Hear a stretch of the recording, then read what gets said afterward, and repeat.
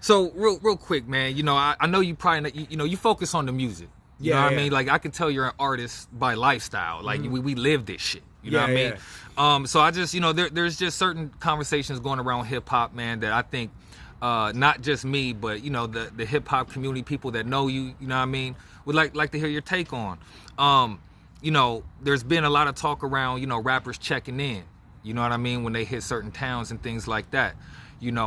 And there's the people that say, why should I check in? And then there's people that just get it. You know what I mean? Yeah. And I heard one dude say, he was like, look, if you from the people that's really from LA and in the streets, it's not really something that got to be explained to them. And it's true. It's like when I go to Seattle, I tap in.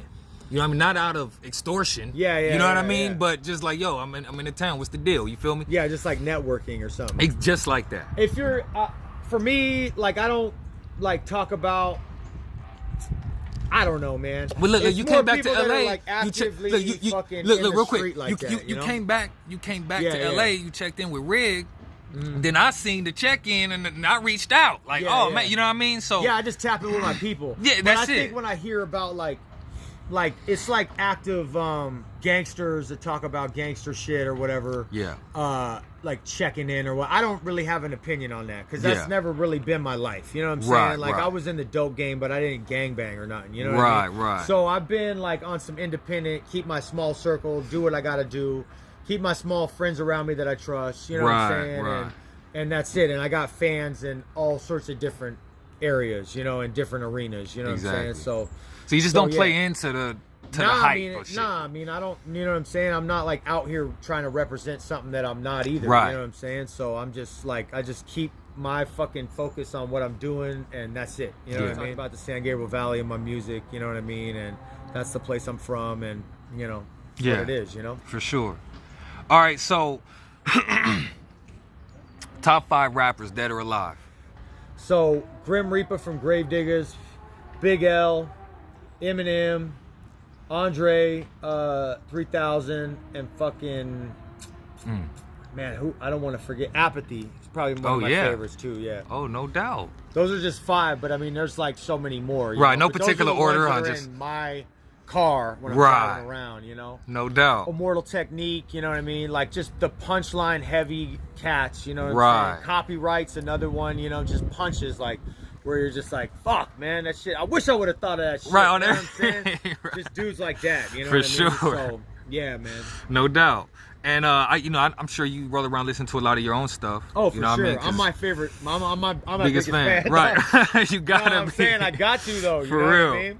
Just because that's I really feel blessed, man, because I feel like I got a fucking like God-given gift to have an outlet, because I've had a lot of fucking problems in life, you know what I mean? Mentally, emotionally, you know what I mean? All sorts of shit where like I chose the drugs and alcohol to numb the pain I was in a lot throughout my life, Right. And now that I've been able to tap in with the fucking music, like when I'm in a fucked up position or a fucked up headset, I'll listen to something like a beat, start writing to it. Like I got an outlet, man. You gotta get constructive, yeah. And I feel for people that don't have a motherfucking outlet. If you can find an outlet, you don't have to rap or draw or nothing. Find something though, like that you can get out of the fucking the hellish shit in your mind, Yeah. Because I got to be able to apply yourself to something. You know what I mean?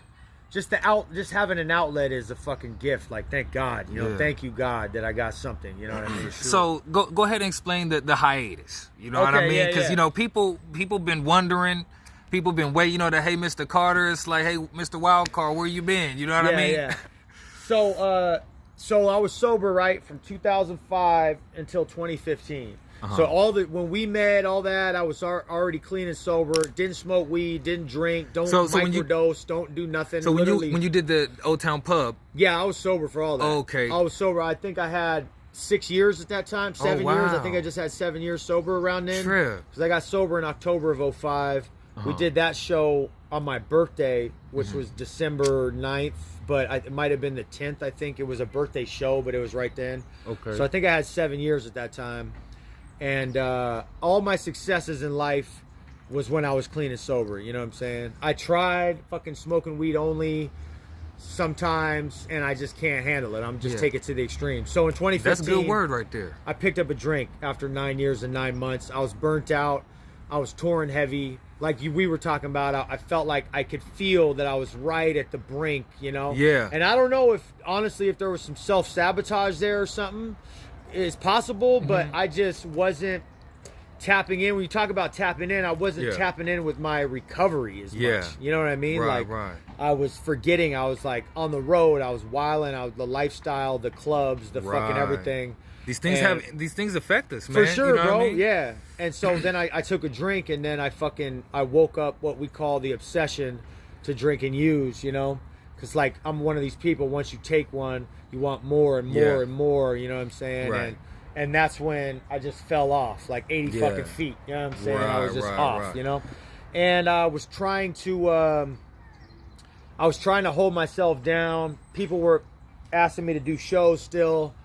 I would have to cancel shows because I just wasn't right, bro. I just wasn't right in the head, you know? And for me, I get, like, super mentally ill with, like, when I do dope, there's, like, psychotic features and, like, some schizophrenic type shit that happens. So I was, like, way out there, you know what I mean? Like, fuck. All I wanted to do was drink, but I knew it was a whole thing, you know? So it's like I get a drink, then I gotta have a cigarette. Yeah, you know what I mean? Then I'm looking for the homie with the blunt. Like, you know what I mean? So one thing lead to another. You know what I mean? And it definitely led to a whole lot of others. You know what I'm saying? And then and listen, I just want to applaud you real quick, man, because half of the battle was being able to identify it, right? Not even making a decision yet, right? Yeah. Just coming to terms with the fact that, hey, man, I struggle in these certain areas. Yeah, you for know? sure.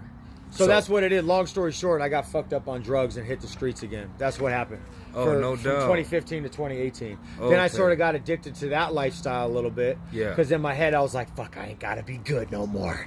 You know what I'm saying? I was just on some, like, less wild out, you know? Right. And I was just up there wilding out and fucking, you know, just went through some serious dark levels of pain and fucking shit. And, and yeah, man, and then, but I knew I needed to get back. I knew. I didn't lose hope, man. There was always just a fucking glimmer of hope because I had done it for almost 10 years, you know? Yeah. And now I was trapped in the cycle, you know what I mean, again. And I was like, man, I let my mom down. I let all my people down, you know, and my fans and everything, you know, and it was like deep guilt, you know. Yeah. And then I started just getting high and drinking to numb that, you know what I mean? Wow. So that's just part of my story. That's something I struggle with ever since I was a kid, you know what I'm saying? Right. Hey, man, look, man, and then you, because you see the music videos and you're just like, whoa. Yeah. You know what I mean? And so, but I can tell that, no, I mean, this guy had to have had, you know, this isn't just movie. Like, this guy has grown up in these environments, you know what I mean, to know how this shit really is. You know what I mean? I mean, when I seen, you know, the prostitute on the hotel bed about to, you know, take a blast, you know what I mean? Or, you know what I mean? That's when I'm like, okay, you don't just think of this shit. You know what I mean? You know that you've been there before. Oh, yeah, for sure. And that with the Odyssey video, when we had the real glass pipe in there, it was so funny. I wish we could have got footage of that because my dude, Sean Egan, who was one of the producers of that, never been in the game like that, in the dope game or nothing. We had to send him out to get the pipe, you know what I mean? Oh, yeah? And he was calling like, is it the one with the bubble at the end? Like, I don't know what I'm doing. And then we brought it into the thing, you know, we had like great actors. My dude Kevin Cook was in there, you know what I'm saying? And we put sugar in the raw in the pipe, you know what I'm saying? Oh, wow. And they were lighting it like it was right, dope, you know? Right. And man, y'all sold it. And the whole fucking hotel smelled like smoking Cinnamon Toast Crunch. Just cinnamon just burning everywhere, just with the sugar and the raw, like, you know what I mean? Right.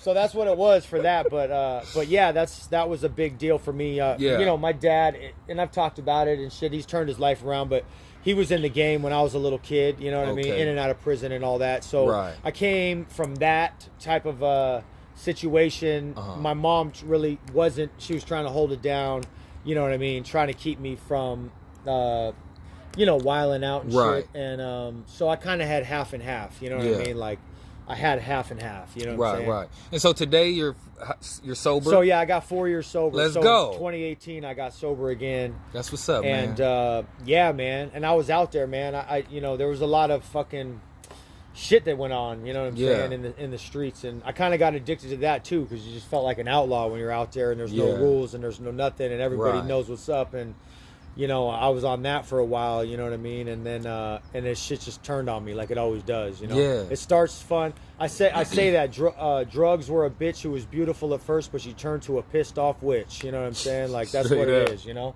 For real. So well, if it was still fun, I'd still be doing it, but it ain't. Right. It wasn't. Exactly. So. Well, again, I think it's key that you said, you know, your biggest successes came when you were sober. Oh, definitely. That's a very loud message right there. Yeah. You know what I mean? Even to me, like I'm like, wow. Yeah, that's the truth, man. You know, and you know, a lot of, you know, now we got the fentanyl and all this other shit on deck. After my time, and I just see mad kids dying from that all day, every day. You know what I mean? Yeah, bro, it's bad. You know what I mean?